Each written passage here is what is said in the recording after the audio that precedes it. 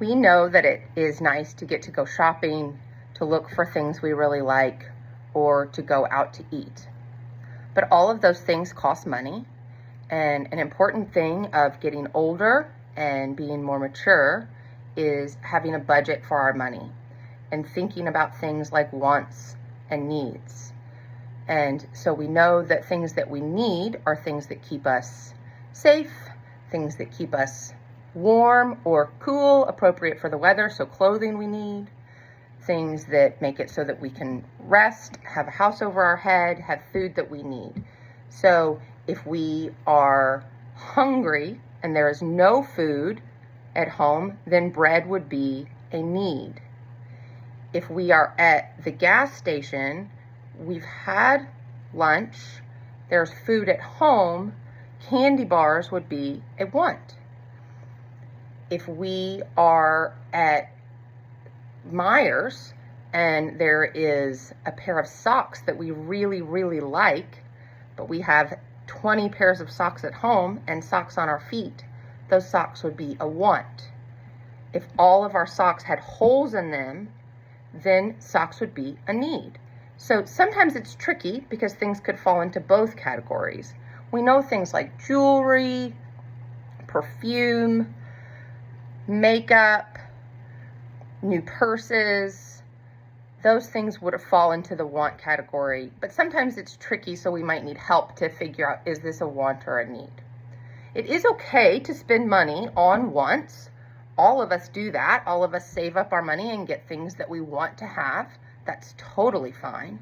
But it is really important that we can have a budget that we can follow, because that makes it where there's always enough money for the needs. We don't want to not have enough money to pay for the stuff that's really important for our health and safety. So it's hard to not get the things that we want right away. That's hard for all of us. To see something we really want, know that we have a little bit of money in our wallet and not buy it is really tough.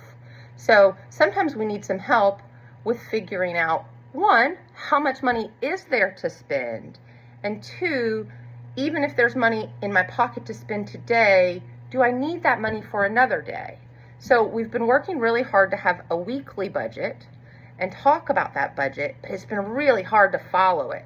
And going over that budget, spending extra money, or being a little bit sneaky about spending that money on things that we know are wants that are not necessary right now. So the first thing that we want to do is remember to go over our budget at the beginning of the week. How much is there? And to plan in our week, what are some expenses going to be? When am I going to go to bingo? When am I going to go out to eat?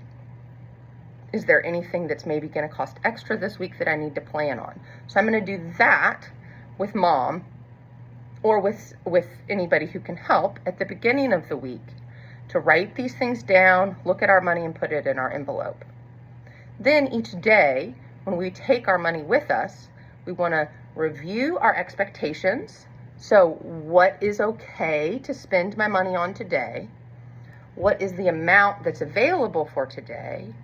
And then also thinking about, is there anything I need to save for? If I really, really want a new Fitbit, then I need to be saving a little bit each week so that that money adds up. So if we don't want to use the calculator on our phone, if we don't like that, we can put a small calculator into our purse. That's totally fine. No one would ever mind. No one would ever think it was silly to use it. And then we could type the prices that we were spending in the store. So say that we were going to get a ring for $3.99. We would type that in, $3.99, and say that we wanted to get a body lotion that cost $4.50. So I'm going to hit the plus sign because they're going together. They're getting bigger. And so that gives me $8.49. And then we've talked before that we have to plan for sales tax because that's going to be a price at the cash register. So we're going to push that plus sign again, and then we're going to put 6%. We can do that on our phone like we've practiced, or a calculator. And we know that that is going to be about $9. So sometimes when we see that those prices are small, it feels like, oh, well, $4 and $3, that's not very much money. This is fine. And then we get to the register and they want $9, and we only had $12 for the day, and we still haven't paid for the lunch that we wanted to have.